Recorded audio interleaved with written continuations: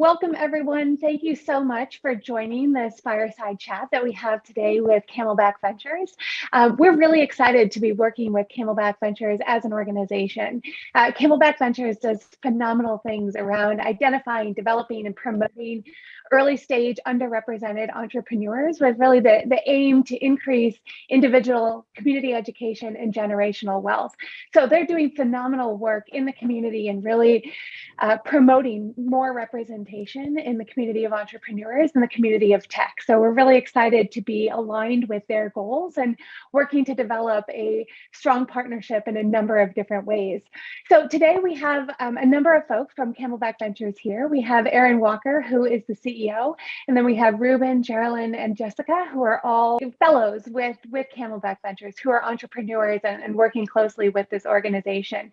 You know, the three that we have here today are just three of over 85 fellows that work with Camelback to do phenomenal work and to really build out new organizations. So I'm going to pass this over to Aaron to facilitate a great conversation so we can learn more about Camelback Ventures as an organization. We can learn more about the work of these wonderful entrepreneurs and how they benefit and work with Camelback and what the future of this looks like. So thank you to all of you for being here today. We're really excited about the partnership that we have between Snowflake and between Camelback, and really looking forward to sharing more about your organization and your work with our team here at Snowflake. So Aaron, I'm going to pass it over to you. It's been a pleasure working with you all over the last year and excited for this conversation with three Camelback Fellows.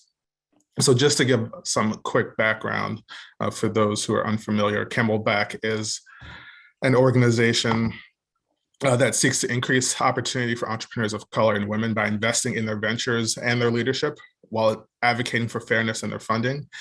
And our ultimate vision is to seek solutions by investing in undervalued entrepreneurs with the belief that by doing so, we can create livable communities and wealth for future generations to inherit. So excited to be able to share with you a little bit more about what we do by showing you who our fellows are. I think that's the best way to do that. And so would love for Jessica, Reuben, and Jerelyn just to take a second to introduce themselves and the organizations, and then we'll jump into a conversation. Hi, everyone. My name is Jessica Santana. I'm co-founder and CEO of America on Tech. America on Tech is a national nonprofit organization on a mission to decrease the racial wealth gap in underestimated communities by creating pathways for young people to thrive in degrees and careers and technology. Our organization started in 2014, and we've worked with more than 3,500 young people over the last 7 years. 85% of our young people end up in computer science, 2-year or 4-year college or university programs, or are actually working in the industry. The other 15%, 10% of them are employed, and 5% of them just actually don't fill out our surveys. So we don't know where they've ended up. And I think Jerelyn and Reuben will probably can share a little bit more about data and stuff like that, because I think it's something that we all run into in the nonprofit space.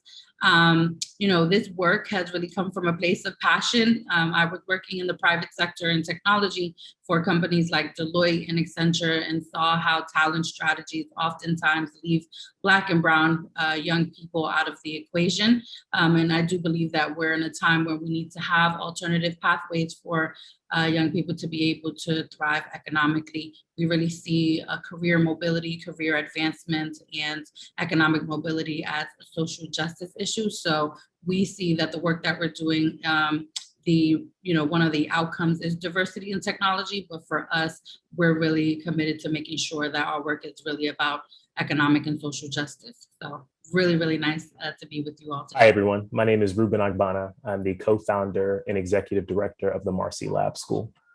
We're an alternative to college based in Brooklyn, New York. We're setting out to solve the problem of the student loan debt crisis, the college persistence crisis, and our view of the world is that higher education in general has done a poor job of serving those students who are underrepresented or come from low resource communities. In 1 year, as opposed to 4, our students go through an industry-informed curriculum on computer science and software engineering. And at the end of our program, they take on full-time jobs at our partners, such as Spotify, Squarespace, the New York Times, and JP Morgan.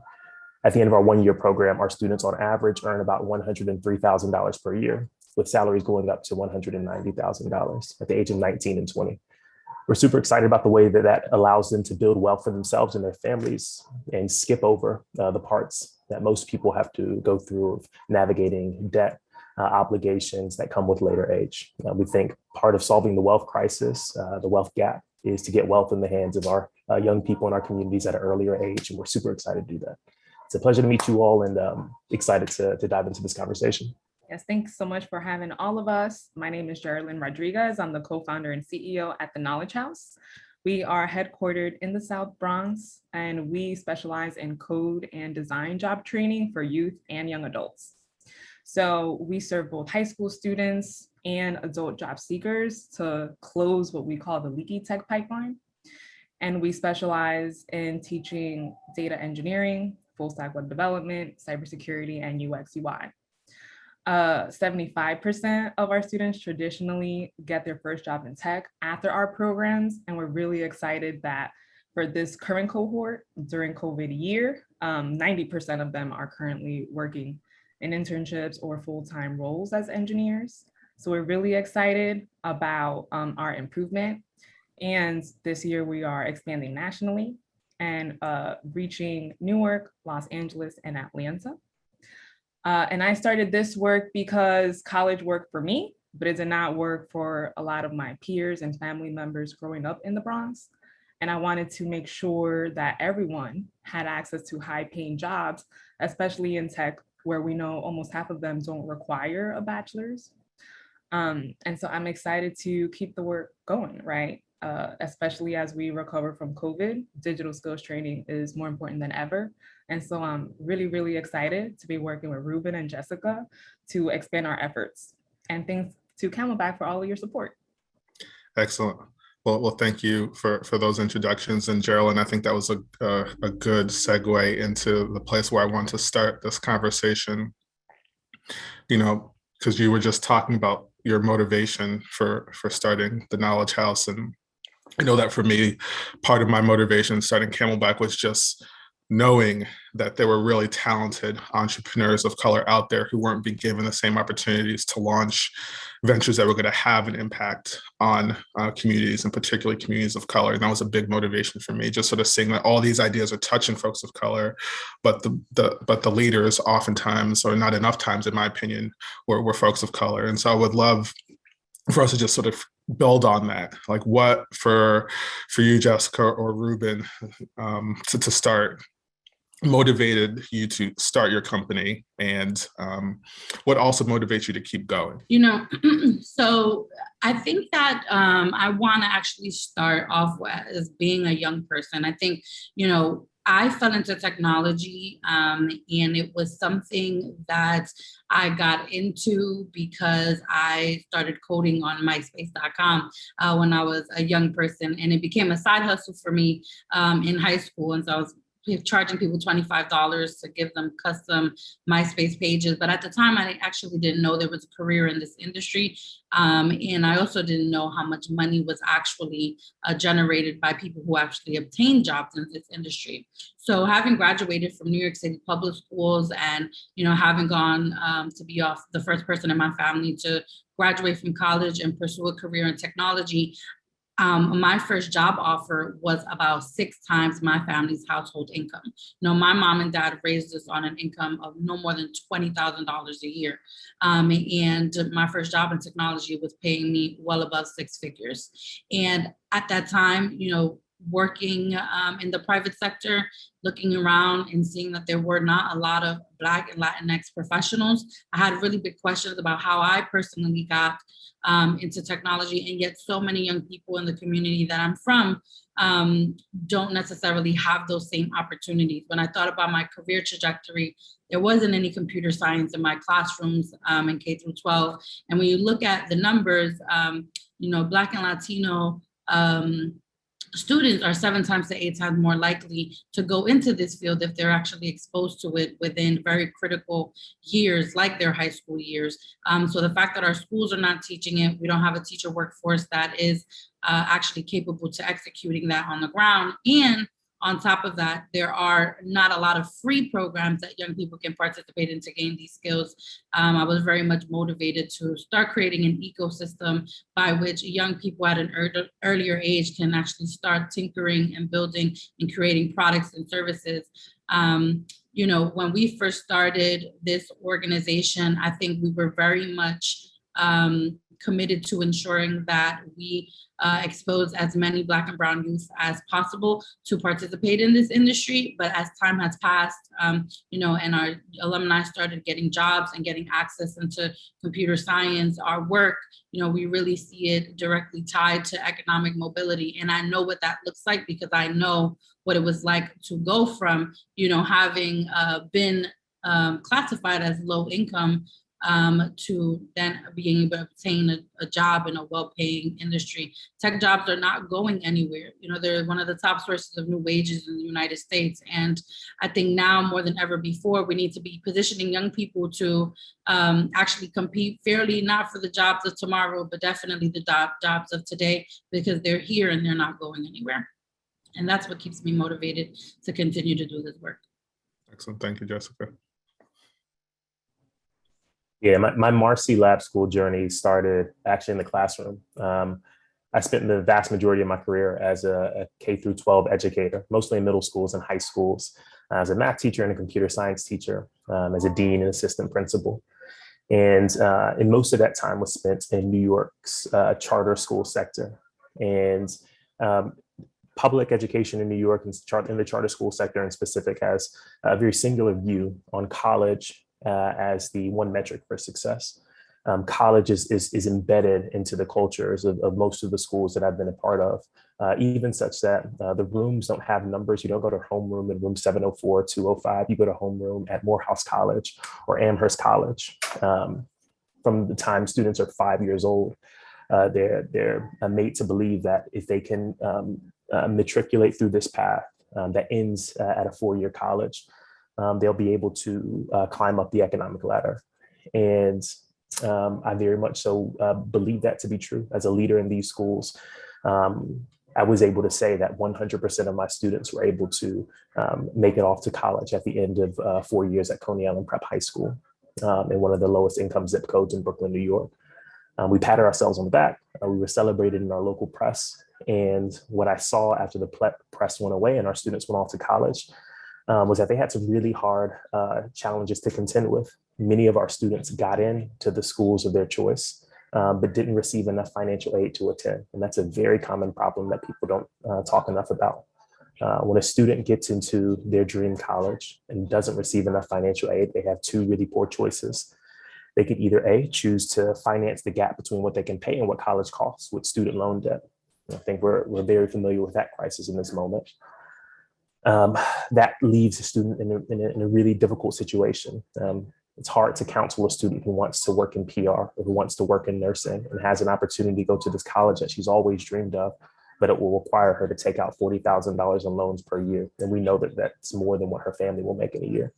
We also know that the entry-level salary prospects of that career path and what it will take to service $160,000 in loan debt, that math just doesn't add up. On the other hand, she can choose not to attend that college and choose to attend a local state or city university at a lesser cost.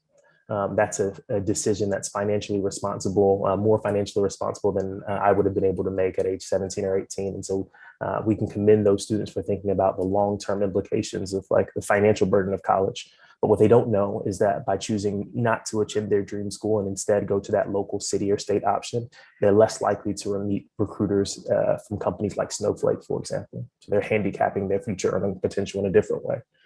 And I saw this happen over and over again. I saw so many of my students and family have to contend with this decision, and I just felt stuck. Like I didn't know which way to send the student, to debt or to a lower ceiling on their career trajectory.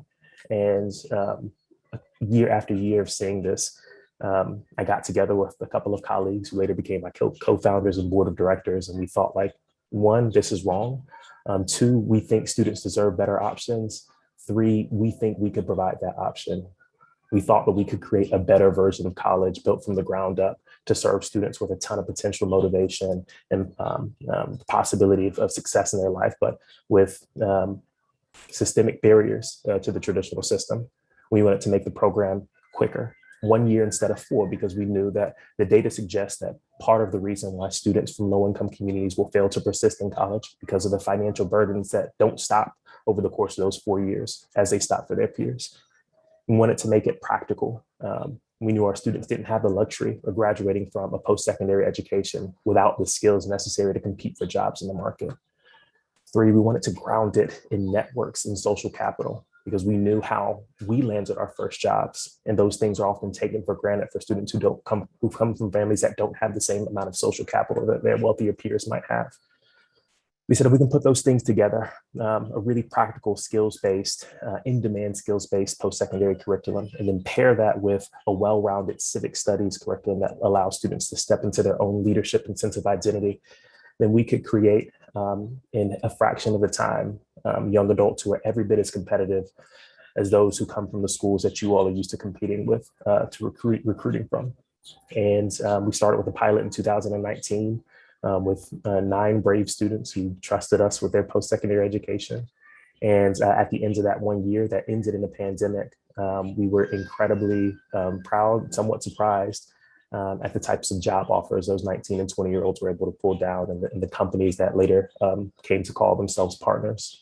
And we're motivated by what that means for students who are coming from other places, not like the Marcy Lab School. If our partners that are used to only recruiting at schools like NYU, in Columbia, in Tuck, in Cornell, in Rutgers, if those recruiting partners are now seeing students that come out of the Marcy Lab School as viable sources of talent, and that means the universe of opportunity for where else they can find talent is also increased. And we're excited about the way that that might create opportunities for students that we might not even be able to touch. You want to add to that, Jerelyn? Sure. My background is a little different. I'm not a technologist. My background is in education and community organizing. 7 years ago, though, one of my last jobs before the Knowledge House was being a field director for Reshma Saujani's campaign for Public Advocate of New York City. This was back in 2012, and Reshma Saujani is also the founder of Girls Who Code. And so that was my introduction to the growing tech ecosystem in Uptown New York. I was organizing potential voters to support Reshma in the Bronx, and that's how I met my co-founder, Joe Carano. So he's our technical lead, and I got to see how he literally taught himself programming skills and went from a minimum wage job to almost 6 figures. And so I became very inspired to replicate that experience for the young people in the Bronx, and seeing, Reshma Saujani, a woman of color, advocate for diversifying STEM and spreading STEM education. I thought, if she could do it, I could do. And so 7 years ago, we launched this pilot that served 16 to 24-year-olds in the Bronx, taught them 3D printing, coding, etc. And so that program has now grown. We've served more than 2,000 folks in STEM education. And what keeps me going now is, like, we have had early successes, and we've been able to replicate my co-founder's experience for young people in the Bronx. But since COVID, applications for our programs have more than doubled. This was last year. This year, we had about 750 applications for 150 slots.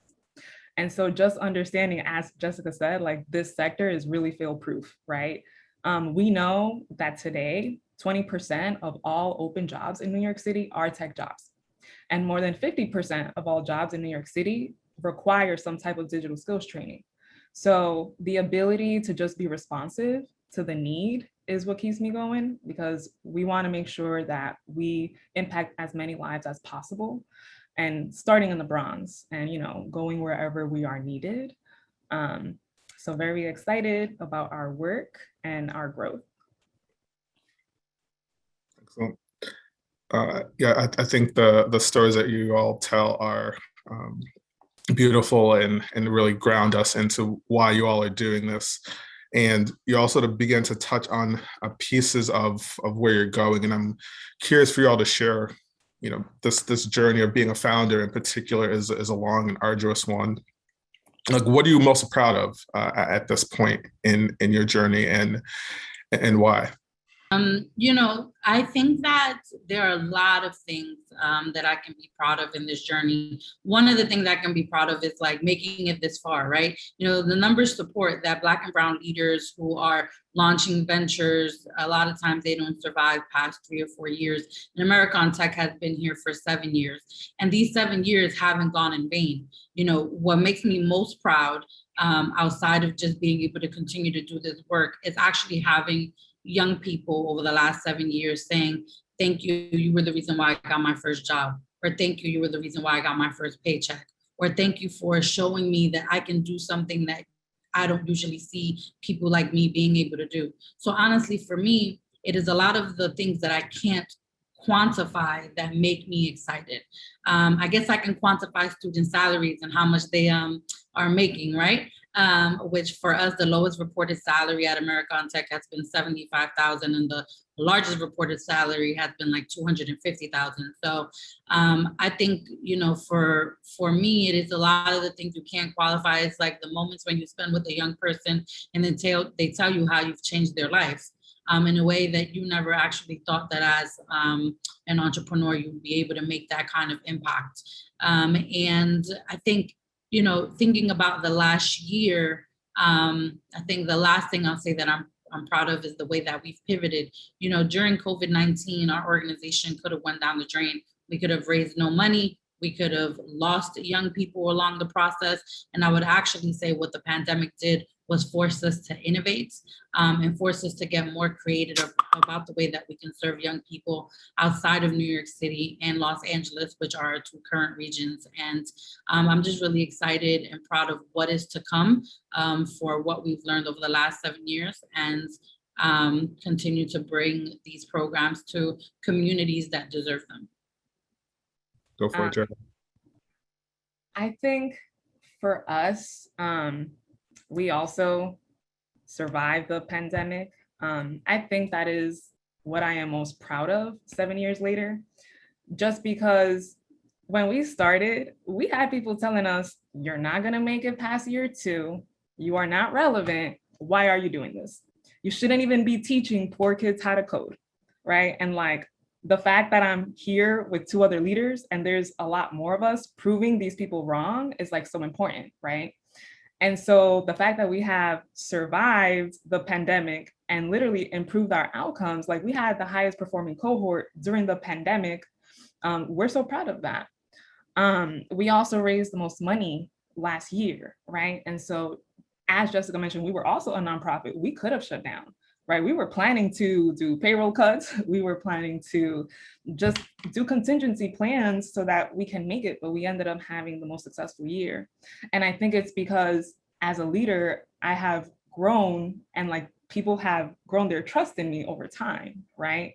And so 7 years in, being a leader means empowering other people. And during moments of crisis, when your team, when your students, when your board literally trust you to like, other nonprofits are not surviving, we are counting on you to make sure that we have a good year. That means everything. And the gratitude that I hear from students, my staff, really is what keeps me going. And so just my ability to be able to empower my team so that one day in the future, we have a graduate that is taking over the Knowledge House, that is what I am most proud of.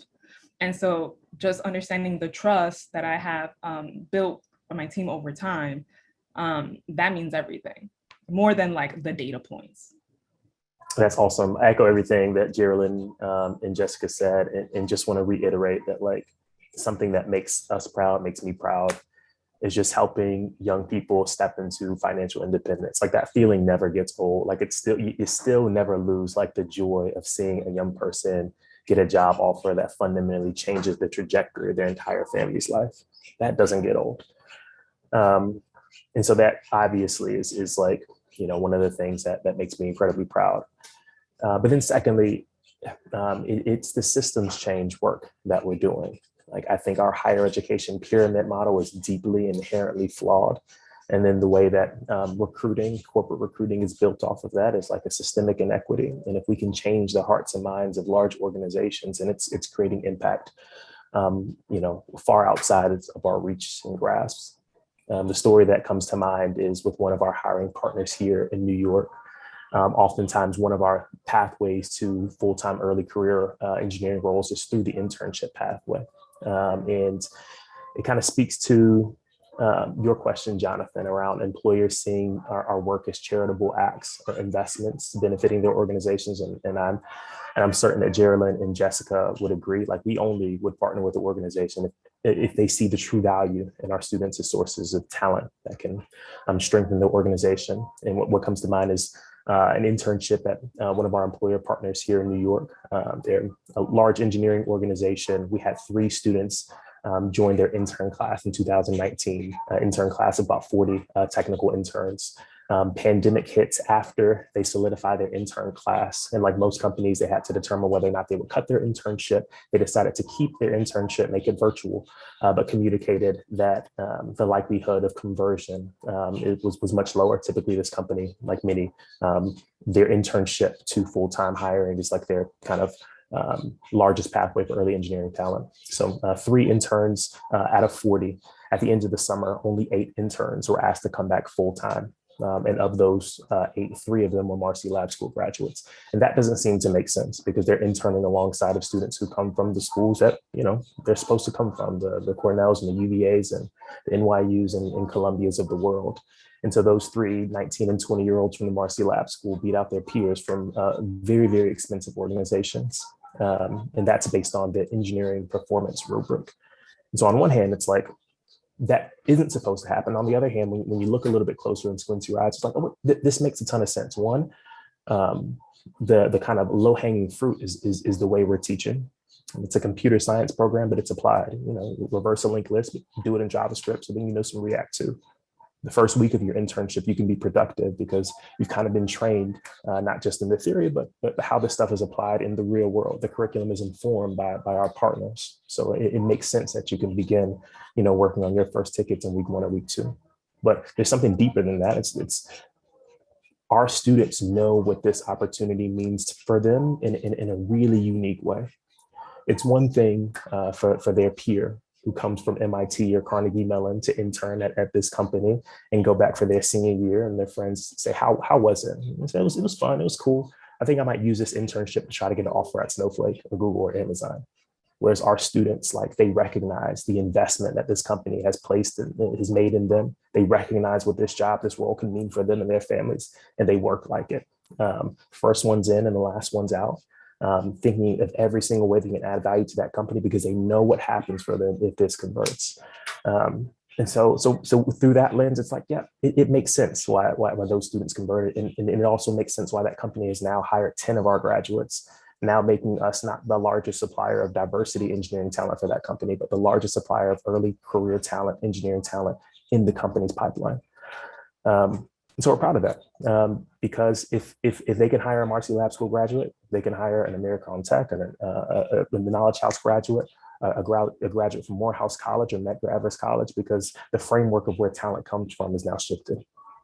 That's awesome. Thank you for sharing that. And, I started my career as a teacher and, feel like running Camelback allows me to sort of live out my teacher dreams of being able to support folks like yourselves.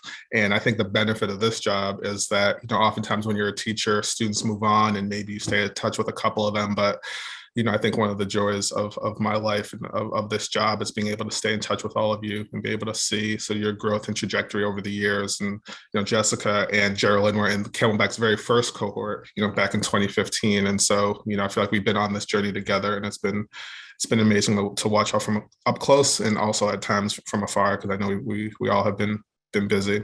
I think that leads into this next question. I've got 2 more. There's so many programs available to entrepreneurs. Curious for you to talk a little bit about why Camelback for you all, and what impact, if any, has the experience in the organization had on you and your organization? Yeah. It's interesting because in 2015, when I became a Camelback Fellow, prior to actually applying to this fellowship, I didn't actually find Camelback. Camelback found me. I had a friend actually tell me that there was an organization that was doing an information session in New York City for entrepreneurs and that I should attend and see if I could get into the fellowship. And I was just like, oh yeah, but I'm not an entrepreneur. And she was just like, you are an entrepreneur. You started a nonprofit organization from scratch. And I was just like, no, I am a servant leader. So honestly, there wasn't a direct correlation at the time of me even seeing myself as an education entrepreneur because one, I never had anyone in my family become an entrepreneur or build something from scratch. And then two, I actually never seen another Latina entrepreneur in my life that was remotely doing the things that I was doing at the time. Obviously, things have changed now that I'm in the entrepreneurship ecosystem, but back in 2015, I saw myself as a servant leader and a technologist. And the work that I was doing with America on Tech back then really just came from a place of wanting to serve and bring people opportunities. So this concept of understanding myself as an entrepreneur, I think gave me the ability to apply to Camelback Ventures when someone actually exposed me to the fact that I was one, and it was unimpeachable that I was one. And I think once I got into the Camelback Ventures program, and I, which I would mention, I never even thought I would get in. I'm not an educator by trade. I don't have classroom experience, but what I can tell you is that I've been a young person in the classrooms, right? I'm literally a product of one of the largest school districts in the entire nation that serves over 1 million kids per year in New York City. So though I don't have formal classroom experience, I do know what it's like to be a young person that's often overlooked and underestimated. And I think with the Camelback Ventures program, it gave me the ability to say, oh, wow, there's an organization and a fellowship that is willing to invest $50,000 in an idea that I didn't even think would be what it is today with staff and offices and programs and, working with brands like Nike and NBCU. Like I never in a million years would have thought that I'd be here. And I credit my entrepreneurial journey to Camelback Ventures because honestly, I didn't know I was an entrepreneur. Two, I never thought that anyone would give me $50,000 for an idea that I started on the back of Starbucks napkins with my co-founder. And three, I think that out of all of the programs that I've completed for education entrepreneurs in the last 7 years, Camelback Ventures is a reflection of what you would consider a safe space for Black and Brown leaders. Not many of the other nonprofit education entrepreneurship programs I've participated in have had other Black and Latino entrepreneurs in them. Most of them have been, white women or white cis men. And while they are great and they're fantastic, and I know they're really doing great things for the community, I think the lens by which I was able to be a part of the Camelback Ventures program and feel very much a part of the community with people that were sharing a similar trajectory to me, that were proximate to the communities that they were trying to serve, made me feel like it had an ecosystem of support that I can't say has been replicated in other accelerators or incubators I've participated in. So AOT would not have been here without that initial $50,000 investment. And one thing that's not sexy is that people don't want to talk about how important the early injection of cash into organizations have to be in order for them to mature. And so while $50,000 may not feel a lot to people, $50,000 changed the trajectory of our entire organization in the early stages and gave us what we needed in order for me to be able to take on this work full time. So shout out to the team at Camelback and shout out to Aaron for his vision. I was much later than Jess and Jerelyn. I think you all were like one of the first two. And kind of credit to Aaron and the Camelback team from 2015 to 2019 when I finally did the fellowship. Just like the reputation of Camelback Ventures, it just like skyrocketed. The way I see it, Camelback is like the Y Combinator for any social impact entrepreneur of color. It's like any innovative school model, nonprofit that's led by a woman or a person of color, if you ask them, did you come through Camelback? They'll probably tell you that their year or their class. I will go to different education conferences and feel like I'm the only one who doesn't know someone around the table, because a lot of people had gone through a Camelback retreat before. And so I applied once or twice before I finally got in, before they finally let me in. And so I just knew at that point, when this idea was beginning to percolate, Camelback was the first kind of fellowship that I looked to. I thought if I could get into this fellowship, I would have a bit of a roadmap to get in. And Camelback was instrumental, pivotal, for three reasons. One, of course, like Jessica says, I think that the model, Aaron says that it's like they are your friends and family round. I don't have a couple of uncles or cousins who can write $5,000 and $10,000 checks at a time, but that's typically how these things are started. When you think about nonprofit entrepreneurs specifically, it's a special type of person who's going to put in just as much work as you would if you were starting a for-profit business, but with no possibility of an exit, of getting really, really wealthy, And so the people who typically do this are the folks who have access to the types of resources and the safety net that folks like me, that don't. And so yes, the capital, but then two, it's the content. Like, I was a teacher. I was an assistant principal. I didn't know what it meant to raise capital, to build a network of stakeholders, to hire people. And I struggled a lot in the beginning, trying to figure it out for the first time. And I'll never forget, I remember the seat that I was sitting in the one Camelback session where it really clicked, where Aaron and the team helped me to realize that I have as a social entrepreneur, I have three different customer groups. And right now you're only talking to the philanthropists who will fund you, but you're not talking to the companies that will hire your students. You're not even talking to the students who you need to sell to your program. And a set of frameworks that model, I'm sure, what I would get if I went through a business school program, really unlocked the door to a lot of the things that we've done since then. And then lastly, it's the folks, it's the network. I just ran into Jess in San Diego last week. Jerelyn and I sat down with Jerelyn the month that I decided to do this. I sat down in a coffee shop in the Bronx. I was like, Jerelyn, is this crazy? She's like, no, I like this idea. I think you could do it. And that vote of confidence for someone who's done it, who's been in the field, who knows what it's like to be a person of color, raising money from largely white people, who don't necessarily have the proximity to the communities that we're serving. All of those things Jerelyn was able to give me, as an insider. And so, Camelback has made, all the difference, really. For me, I joined Camelback because of the sense of belonging that I just felt. Since I was also in that first cohort, Aaron came to visit me in the Bronx and asked me if I would consider applying. And it was the first time that someone actually reached out to me and was like, I see you. I see what you're trying to do. You're representing the people that you want to serve. You're from the community. And I want to support you. Y'all have to understand that first year, you just hear no, rejection.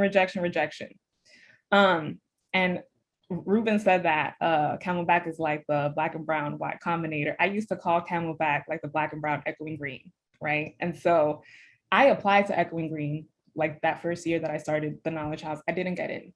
Right. I didn't even get feedback about why.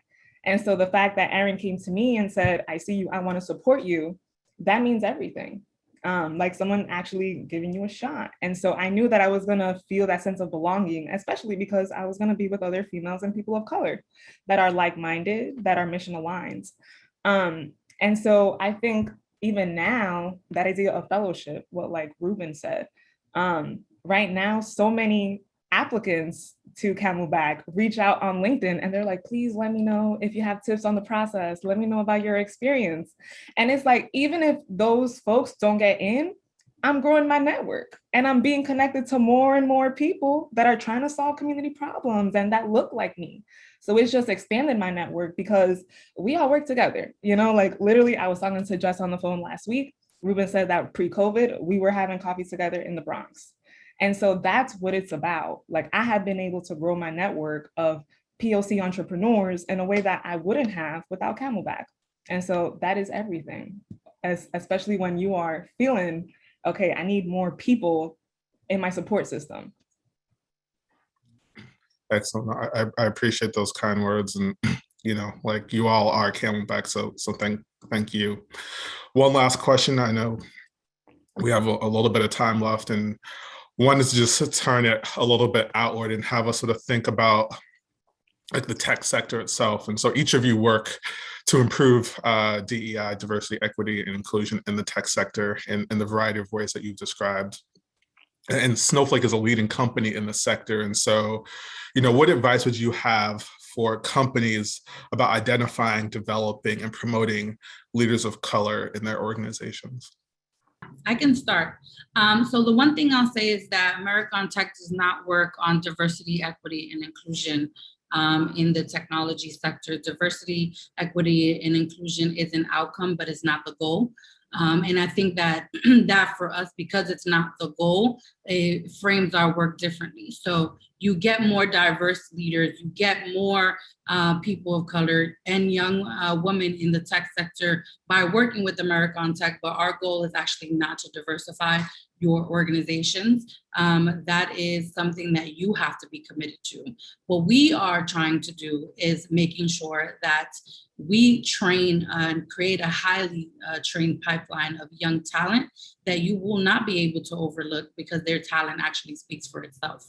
And I think that for us, when we think about what advice we can give to companies who are looking to identify, develop, and promote leaders of color in their organization, is to think about this as a long-term play. There are real systems of oppression and real institutionalized systems of oppression that have left Black and Brown specifically people out of the tech sector and the problem doesn't just start at your hiring strategies, it actually starts in the classroom in K through 12, right? And so when you're thinking about, identifying, hiring and promoting, you really have to be thinking about this as a long-term pipeline, from the students that you can be working with in high school to those that you're working with in college, to those that you'll be working with at alternative colleges like the places like Marcy Lab School or like the Knowledge House. And for those that are already in your organizations, you have to find a way to see them, you have to find ways to see them, promote them, and retain them.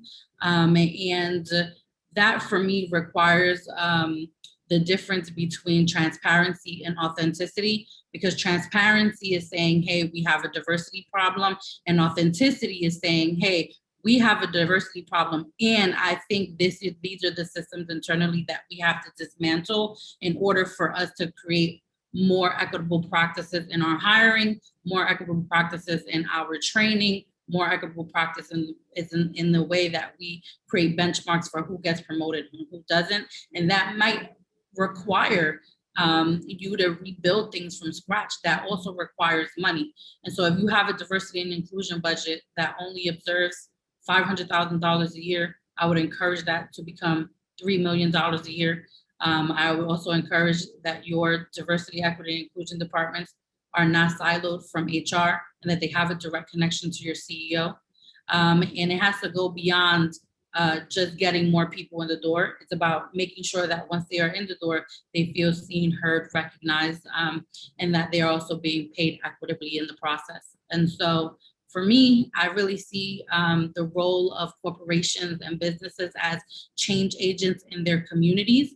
And once you see yourselves as more than just corporations that are looking to create products and services and thinking about your bottom lines, and more seeing yourselves as employers of people who have real lives outside of your organizations that are fighting for things in their local communities that have nothing to do with your products or services, I think that you will be off to a great start.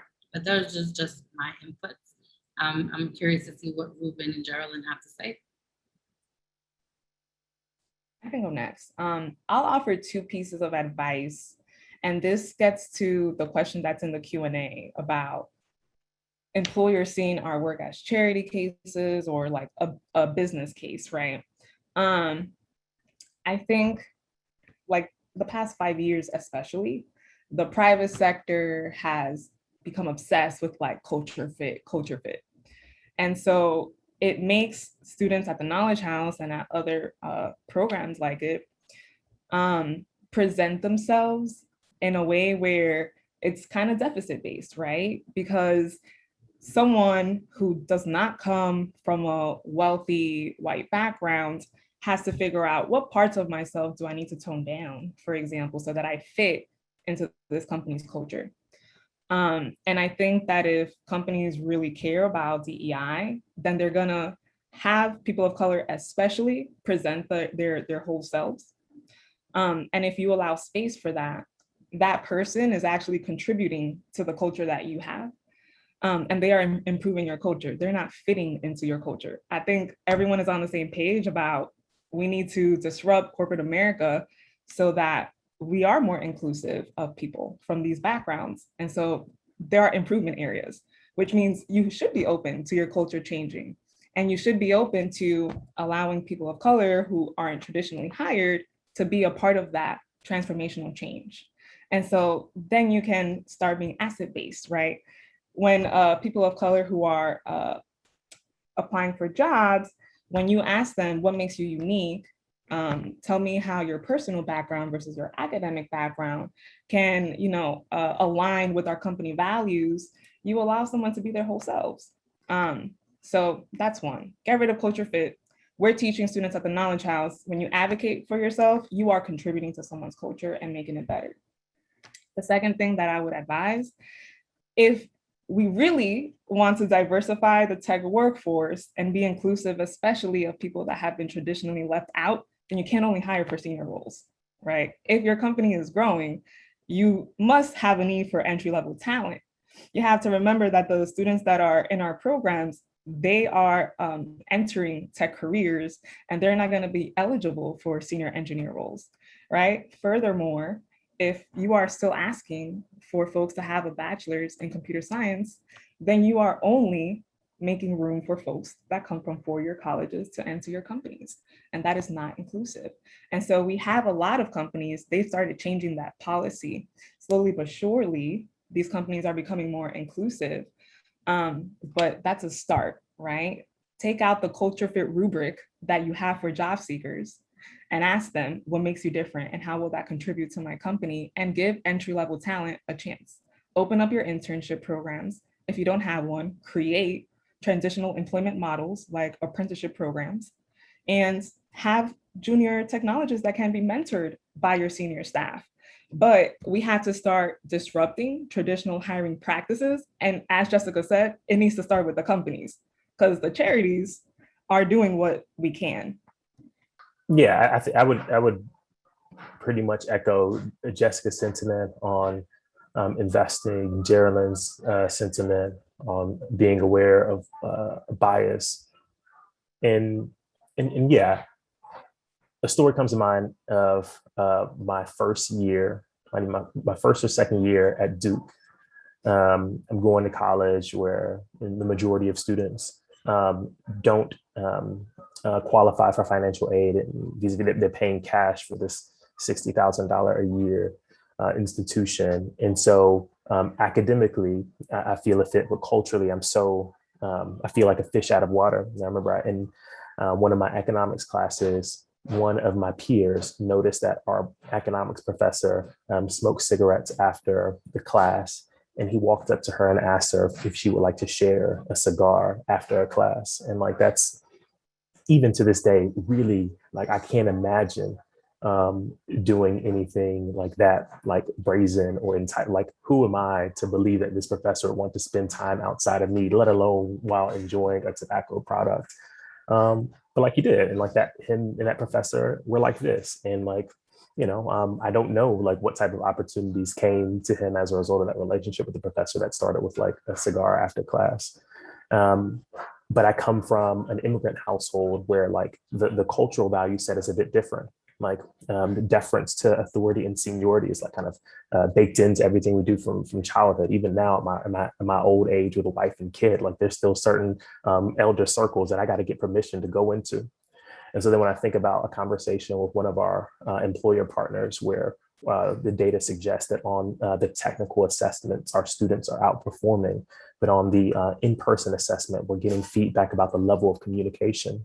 And then like dissecting that, I'm thinking about a 19-year-old student from an immigrant background in a whiteboarding interview with, a 35 or 40-year-old senior engineer. Like there's a part of like your cultural upbringing that says like, who am I to suggest that like I have an opinion about our approach to this problem that might differ from yours? Like culturally, I've been taught to defer to this authority. Therein lies a bias. And it doesn't mean that the model is flawed, but we can identify that in that company, if they're committed to hiring outside of their cultural norm. We can work together to determine how we can best prepare a student to realize that they have a part to play in that dialogue in a technical interview. What happened is that company brought in two people to walk through a technical interview. And that was the first time our students got to see like the natural cadence, the back and forth that happens in a natural whiteboarding interview, giving them permission to like interject, to really make this solving a problem not linear, but a dialogue.